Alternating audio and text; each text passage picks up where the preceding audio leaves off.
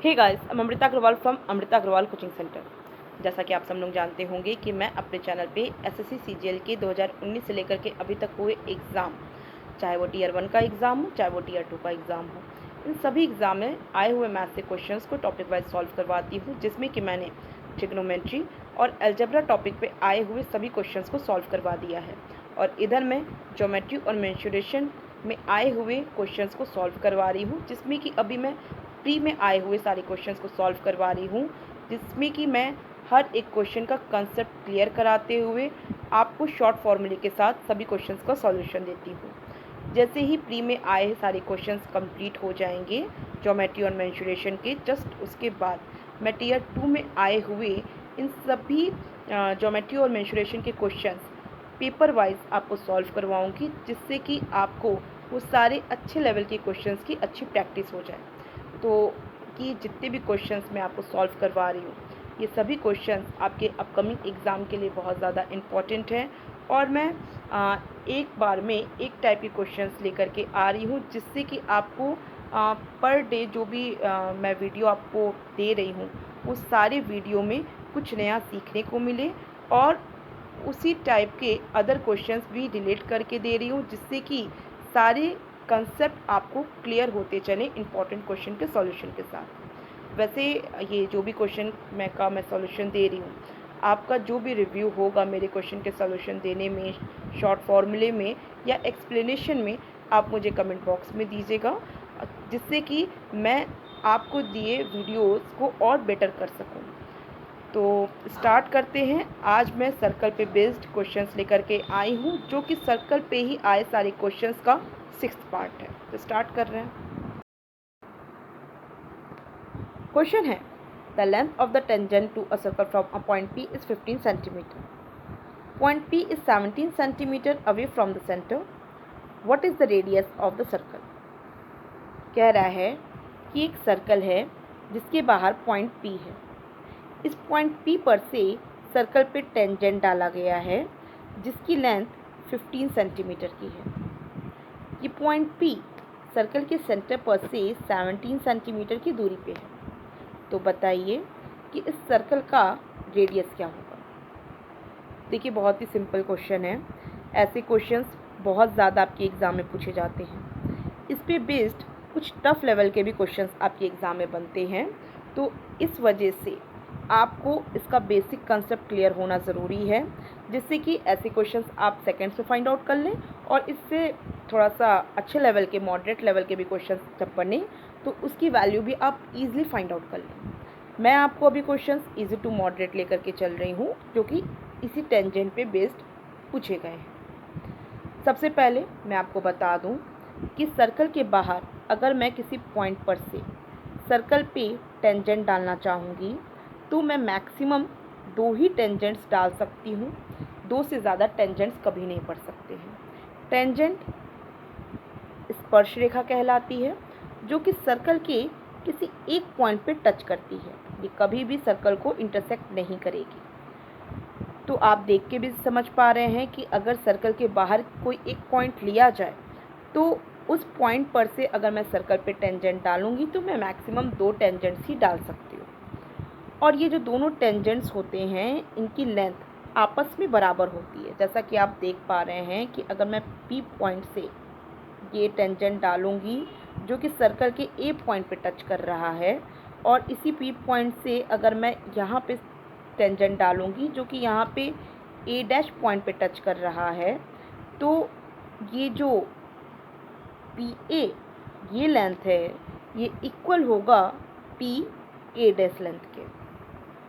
और आपको ये भी पता होना चाहिए कि ये जो टच पॉइंट है, ये सर्कल का जो टच पॉइंट टेंजेंट की वजह से मिल रहा है, इस टच पॉइंट पे मैं सर्कल के सेंटर पर से एक लाइन सेगमेंट खींचूँ, मतलब यहाँ से लेकर के इस टच पॉइंट तक अगर मैं लेके जाऊँ, तो ऐसे में ये जो लाइन सेगमेंट है, जो कि सर्कल का रेडियस भी होगा, वो इस टेंजेंट पे परपेंडिकुलर होता है। ये फिक्स है। अगर आप कहीं भी पॉइंट लें सर्कल के बाहर और टेंजेंट डालना चाहें, तो आपको ये सेंटर पर से इस टच पॉइंट के जो लाइन सेगमेंट है, ये सर्कल के टेंजेंट पे परपेंडिकुलर ही मिलेगा। और आप समझ भी पा रहे होंगे कि यहाँ पे ये दोनों टेंजेंट्स आपस में इक्वल किस प्रकार बन जा रहे हैं। जैसे कि यहाँ पे ये देख रहे हैं, ये 90 डिग्री का एंगल बन रहा है, ये लेंथ कॉमन बन रही है, और आपको पता है कि इस सर्कल का रेडियस आपस में बराबर होगा ही। तो ऐसे में ये दोनों ट्रायंगल्स जो मुझे मिलेंगे वो कॉन्ग्रुएंट मिलेंगे। कॉन्ग्रुएंट होने की वजह से यहाँ पे ये बनने वाला एंगल इस एंगल के इक्वल होगा, और यहाँ पे बनने वाला एंगल इस एंगल के इक्वल होगा, और ये जो टेंजेंट्स हैं दोनों, ये दोनों भी आपस में इक्वल होंगे। तो बेसिक कंसेप्ट है टेंजेंट को लेकर के जो आपको क्लियर पता होना चाहिए, और मैं समझती हूँ कि आपको सब क्लियर समझ में आ भी चुका है। एक चीज़ और आपको समझ में आ रही होगी कि अगर मैं इसे एक क्वाड्रिलेटरल के रूप में देखूँ, ओ, ये जो ओ है पॉइंट सेंटर का, ओ, ए, पी और ए डैश, अगर इस क्वाड्रिलेटरल को मैं देख रही हूँ तो ये क्वाड्रिलेटरल आपको क्या दिख रहा है? आपको क्वाड्रिलेटरल दिख रहा होगा साइक्लिक। वो इस वजह से कि यहाँ पे ये ए पे और ए डैश पे बनने वाला जो एंगल है ये 90 डिग्री है, और इन दोनों एंगल्स को मैं ऐड कर दूँ तो ये 180 डिग्री हो जाएगा। और आपको पता होना चाहिए कि किसी भी क्वाड्रिलेटरल में अगर अपोजिट एंगल्स का सम 180 बन रहा है तो ऐसे में ये क्वाड्रिलेटरल जो होगा वो साइक्लिक क्वाड्रिलेटरल होगा। तो इस प्रकार आपको ये जो क्वाड्रिलेटरल मिलेगा ये साइक्लिक होगा। तो इससे आपको क्या क्लियर समझ में आया कि यहाँ पे बनने वाला एंगल ये देख रहे हैं, ए ओ ए डैश, ए ओ ए डैश, ये जो एंगल है, और A P A dash, angle A P A dash, इन दोनों का ही सम आपको क्या मिल जाएगा? 180 डिग्री मिल जाएगा, जो कि देखने से भी क्लियर है कि ये दोनों तो एंगल्स 90 डिग्री हैं, तो ऑफकोर्स ये दोनों का सम 180 डिग्री होगा ही। देखिए अभी मैंने इसलिए ये सारी चीज़ें आपको एक्सप्लेन की हैं कि बेसिक कंसेप्ट अगर एक बार क्लियर हो जाए तो सारे क्वेश्चंस आपको ईजी लगने लगते हैं, सेकंड से वैल्यू आप फाइंड आउट करने लगते हैं, और इस सब पे बेस्ड आपके एग्ज़ाम में बहुत ज़्यादा क्वेश्चंस पूछे जाते हैं। तो एक बार चीज़ें क्लियर रहेंगी तो मैं नहीं समझती हूँ कि आपको किसी भी क्वेश्चन में कहीं कोई कन्फ्यूज़न होगा। अब आपको सारे पॉइंट्स क्लियर समझ में आ चुके हैं, आपके दिमाग में फिट होना चाहिए कि ये जो दोनों ट्रायंगल्स मुझे मिल रहे हैं ये दोनों कॉन्ग्रुएंट ट्रायंगल हैं, क्योंकि आप बहुत से क्वेश्चन सॉल्व करेंगे जहाँ पे इसका इस्तेमाल होगा। तो बस अब इस क्वेश्चन को सॉल्व करते हैं, जो कि कुछ है नहीं, आप समझ पा रहे हैं कि यहाँ पे 90 डिग्री एंगल बनेगा। अब सिर्फ एक ही ट्रायंगल को ही लेकर के काम चलाया जा सकता है, क्योंकि कॉन्ग्रुएंट है दूसरा ट्रायंगल, और मुझे कोई कॉन्ग्रुएंसी तो प्रूफ करनी नहीं थी यहाँ पे, बस बताना क्या था कि सर्कल का रेडियस क्या होगा। तो बस इसी से ही बता सकते हैं कि सर्कल का रेडियस क्या होगा। आपको पता समझ में आ ही रहा है कि ट्रायंगल ओ ए पी, ये ट्रायंगल राइट एंगल ट्रायंगल बन रहे हैं, जिसमें कि ये जो ओ पी है ये हाइपोटेनस का काम कर रहा है, ये एक राइट एंगल आपके परपेंडिकुलर साइड का काम कर रहा है, और यहाँ पे ये जो लेंथ है जो कि अदर परपेंडिकुलर साइड होगी इस राइट एंगल ट्रायंगल की, जिसे फाइंड आउट करना है। क्लियर है? अब आपको पता है कि राइट एंगल ट्रायंगल है, ये लेंथ 15 सेंटीमीटर की है, हाइपोटेनस 17 सेंटीमीटर का है, तो ये जो रेडियस मुझे मिलेगा ये 8 सेंटीमीटर मिलेगा, क्योंकि आप सभी लोग पाइथागोरियन ट्रिपलेट्स लर्न करके रखे होंगे, कई बार मैंने लर्न करवाया हुआ है, जो कि 8, 15, 17 होता है, जिसमें 17 हाइपोटेनस होता है, जबकि 8 और 15 ये दोनों ही राइट एंगल ट्रायंगल के दो परपेंडिकुलर साइड्स हैं। तो एक परपेंडिकुलर साइड 15 दिया है तो अदर परपेंडिकुलर साइड 8 ही होगा। तो जस्ट क्वेश्चन पढ़ के आप सेकंड्स में इसकी वैल्यू फाइंड आउट कर सकते हैं। और मैं समझती हूँ कि आपको कंसेप्ट सारे क्लियर हो गए हैं। समझाने के पीछे पर्पज़ ये था कि आपको सारे पॉइंट क्लियर समझ में आए, जिससे कि अपकमिंग क्वेश्चन जब मैं सॉल्व करवाऊँ आपको तो मेरे साथ आप सारे क्वेश्चन सॉल्व करें, और कोई भी डाउट हो तो मतलब क्लियर हो जाएगा वहाँ पे। और अगर कोई फिर भी डाउट रहे तो आप मुझे कमेंट बॉक्स में दे दीजिएगा। अब मैं नेक्स्ट क्वेश्चन पे चल रही हूँ। क्वेश्चन है, in the given figure if PA and PB are tangents to the circle with center O such that angle APB equal to 54 degree, then angle OBA equal to what? कह रहा है कि दिए हुए फिगर में अगर PA और PB circle पे टेंजेंट्स हों जिस सर्कल का सेंटर O है और आपको एंगल APB, इस एंगल की वैल्यू 54 डिग्री दे के रखे, तो बताइए कि एंगल OBA, ये एंगल कितने डिग्री का मिलेगा। तो देखिए आपके एग्ज़ाम में ये एंगल दे देता है और आपसे ये एंगल या ये एंगल पूछ लेता है। तो आपको बता दूं कि आपसे चाहे ये एंगल पूछे, मीन्स एंगल OBA पूछे या आपसे एंगल OAB पूछे, बात एक ही है, क्योंकि ये दोनों ही एंगल्स आपस में इक्वल होते हैं। और आपको एंगल OBA और एंगल OAB ये दोनों ही एंगल्स एंगल APB के हाफ मिलेंगे। तो जस्ट क्वेश्चन पढ़ के ही आप बता सकते हैं कि अगर एंगल APB 54 डिग्री का है, तो एंगल OBA आपको 54 डिग्री का हाफ 27 डिग्री मिलेगा। तो ये दोनों ही एंगल्स आपको 27 डिग्री के मिल जाएंगे जब आपको ये एंगल 54 डिग्री का दिया हो। तो बहुत ही सिंपल क्वेश्चन है, जस्ट क्वेश्चन पढ़ के ही आप अपने रिक्वायर्ड वैल्यू फाइंड आउट कर सकते हैं, जो कि ये फर्स्ट ऑप्शन में दिया हुआ है। अब आपको मैं इसका लॉजिक बता देती हूँ, जिससे कि ये फॉर्मूला निकला है, क्योंकि ऐसे क्वेश्चंस बहुत ज़्यादा पूछे जाते हैं, तो ये फॉर्मूला अच्छे से दिमाग में रहे, तो इसके पीछे का कंसेप्ट भी आपको पता होना चाहिए।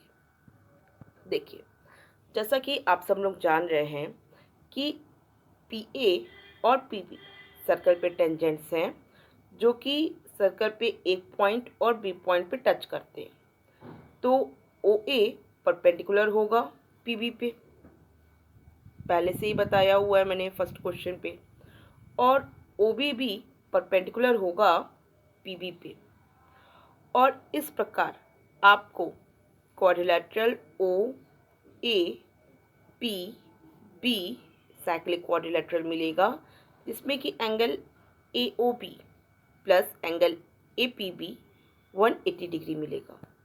यहाँ पे आपको एंगल AOB और एंगल APB, इन दोनों एंगल्स का एडिशन 180 डिग्री मिलेगा। तो AOB और एंगल APB ये दोनों ही का एडिशन 180 डिग्री है। और आप जान रहे हैं कि अगर मैं ट्रायंगल OAB लूँ, और यहाँ ये एंगल OBA को थीटा मानूँ, तो ये एंगल OAB और एंगल OBA ये दोनों ही एंगल थीटा डिग्री के होंगे। और ऐसे में आपको पता है किसी भी ट्रायंगल के तीनों एंगल्स का सम 180 डिग्री होता है, तो angle AOB plus theta angle ये तीनों एंगल्स का सम 180 डिग्री हो जाएगा। तो आप फर्स्ट इक्वेशन और सेकंड इक्वेशन को कंपेयर करके देखिए, आपको एंगल APB ये एंगल इक्वल मिलेगा टू थीटा के, मीन्स ये दोनों एंगल्स के। और ऐसे में आपको थीटा की वैल्यू मिल जाएगी एंगल APB का हाफ। तो बस आप देख के बता सकते हैं कि ये एंगल और ये एंगल, इन दोनों एंगल्स का एडिशन ये एंगल है। और क्योंकि ये दोनों एंगल्स आपस में इक्वल हैं, इस वजह से ये जो एंगल मिलेगा आपको 2 थीटा मिलेगा। तो बहुत ही सिंपल लॉजिक है, आपके दिमाग में अच्छे से बैठ भी गई होगी। तो अब इस पे बेस्ड आपके एग्जाम में क्वेश्चन पूछेगा, तो जस्ट क्वेश्चन पढ़ के ही आप अपनी रिक्वायर्ड वैल्यू सेकंड्स में फाइंड आउट कर लीजिएगा। आपको लॉजिक समझने में कोई दिक्कत हुई हो तो आप मुझे कमेंट बॉक्स में दीजिएगा, और आपके अपने कोई भी क्वेश्चन हो इससे के रिगार्डिंग तो आप मुझे कमेंट बॉक्स में पूछ सकते हैं। अब मैं नेक्स्ट क्वेश्चन पे चल रही हूँ। क्वेश्चन है, A circle is inscribed in a triangle ABC having sides AB equal to 16 cm, BC equal to 20 cm and AC equal to 24 cm. And side AB, BC and AC touches the circle at DEF respectively. The measure of AD is, कह रहा है कि एक circle है जो कि triangle ABC के inscribed कुछ इस प्रकार है कि ट्रायंगल ABC के साइड AB इस सर्कल के पॉइंट D पे टच कर रहा है और इस ट्रायंगल का साइड BC इस सर्कल के पॉइंट E पे टच कर रहा है और इस ट्रायंगल का साइड AC इस सर्कल के साइड F पे टच कर रहा है। इसका मतलब कि इस ट्रायंगल का साइड AB, BC और AC ये तीनों ही साइड इस सर्कल पे टेंजेंट का काम करेंगे। तो इसका मतलब क्या हुआ कि ये जो सर्कल DEF आप देख रहे हैं ये इस ट्रायंगल का इनर सर्कल हुआ, क्योंकि किसी भी ट्रायंगल का जो इनर सर्कल होता है वो इस ट्रायंगल के तीनों साइड को टच करता है। तो इस प्रकार आपको सर्कल DEF जो मिला है ये ट्रायंगल ABC का इनर सर्कल होगा। आपको लेंथ AB, BC और AC दे के रखा है 16 सेंटीमीटर, 20 सेंटीमीटर और 24 सेंटीमीटर और आपको बताना है कि ये AD की लेंथ ये क्या होगी। तो देखिए, जब भी आपके एग्ज़ाम में इस तरीके से क्वेश्चन करे कि किसी भी ट्रायंगल का इनर सर्कल आपको दे और आपको ट्रायंगल की तीनों साइड्स दिया हो और कोई एक लेंथ यहाँ एक वर्टिक्स से इस टच पॉइंट के बीच की कोई एक लेंथ दे रहा हो, तो आपको ये करना चाहिए कि इस साइड AB में ऐड कर लेना चाहिए साइड AC को और माइनस कर लेना चाहिए साइड BC को और जो फाइनल वैल्यू मिलेगी उसमें कर देना चाहिए 2 से डिवाइड। तो जो आपको वैल्यू मिलेगी वो AD की लेंथ होगी। थोड़ा आपको दिमाग में रखने का तरीका मैं बता देती हूँ कि जब आपको लेंथ AD की वैल्यू, ये जो AD की लेंथ फाइंड आउट करनी है, तो आप AB में AC ही क्यों ऐड करेंगे। तो देखिए, ऐसे रीज़न तो मैं एक्सप्लेनेशन में दूंगी, बाकी दिमाग में बैठाने का मैं आपको बता दे रही हूँ कि आप जान रहे होंगे कि टेंजेंट AB और AC है सर्कल पे, तो ये जो AD लेंथ आपको मिल रहा है ये AF के इक्वल मिलेगा। आपको पता है ना कि सर्कल के बाहर किसी पॉइंट पर से अगर मैं टेंजेंट डालती हूँ तो ये दोनों टेंजेंट्स आपस में इक्वल होते हैं। फर्स्ट क्वेश्चन के एक्सप्लेनेशन में ही आपको बताया था मैंने। तो ऐसे में AD AF के इक्वल होगा। तो आपको अगर AD की लेंथ फाइंड आउट करनी हो या AF की लेंथ फाइंड आउट करनी हो, आपको क्या करना चाहिए, इसके साथ के ये जो दोनों साइड्स हैं इन दोनों को कर देना चाहिए आपस में ऐड, और जो ये बची हुई साइड है ना ये BC, इसे कर देना चाहिए माइनस, और फाइनल जो वैल्यू मिलेगी उसमें कर देना चाहिए 2 से डिवाइड, दैट्स इट। तो इसका मतलब अगर आपको BE की लेंथ, ये लेंथ फाइंड आउट करना हो तो आप क्या करेंगे, आप BC में BA को, मतलब AB हम कह सकते हैं, AB को ऐड कर देंगे और माइनस कर देंगे AC को, और फाइनल जो वैल्यू मिलेगी उसमें कर देंगे 2 से डिवाइड, और ये जो लेंथ होगी यही होगी BE की लेंथ। अब आप समझ रहे हैं कि BC, ये BC में AB को क्यों ऐड किया गया है, कि ये जो BE लेंथ है ये BD के इक्वल हो रही है। तो बस ऐसे ही आप अपने दिमाग में रखेंगे तो मैं समझती हूँ कि आप सेकंड्स में अपनी रिक्वायर्ड वैल्यू फाइंड आउट कर लेंगे। और आपको कुछ भी किसी भी पॉइंट पे डाउट लग रहा है तो आप मुझे कमेंट बॉक्स में दीजिएगा, मैं क्लियर करूँगी। वैसे भले ही अभी ये काफ़ी इंटरेस्टिंग लग रहा हो और ऐसा लगे कि ये फॉर्मूला आपके दिमाग में बैठ चुका है हमेशा के लिए, लेकिन फिर भी अगर आपको इसका बेसिक कंसेप्ट क्लियर ना हो तो क्वेश्चन का जो मतलब जो फॉर्मूला है, ये शॉर्ट फॉर्मूला जो है, इसके स्किप होने के बहुत ज़्यादा चांसेस हो जाते हैं।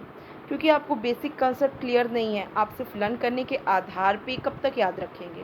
प्रैक्टिस भी आप बहुत ज़्यादा कर भी लेंगे, फिर भी चांसेस हैं कि जब आपको उसकी ज़रूरत हो तो उस टाइम पे स्किप हो जाए आपके दिमाग से। तो एग्ज़ाम में चांस लेने की क्या ज़रूरत है। बेस्ट है कि एक बार मैं इसकी लॉजिक को क्लियर करवा देती हूँ।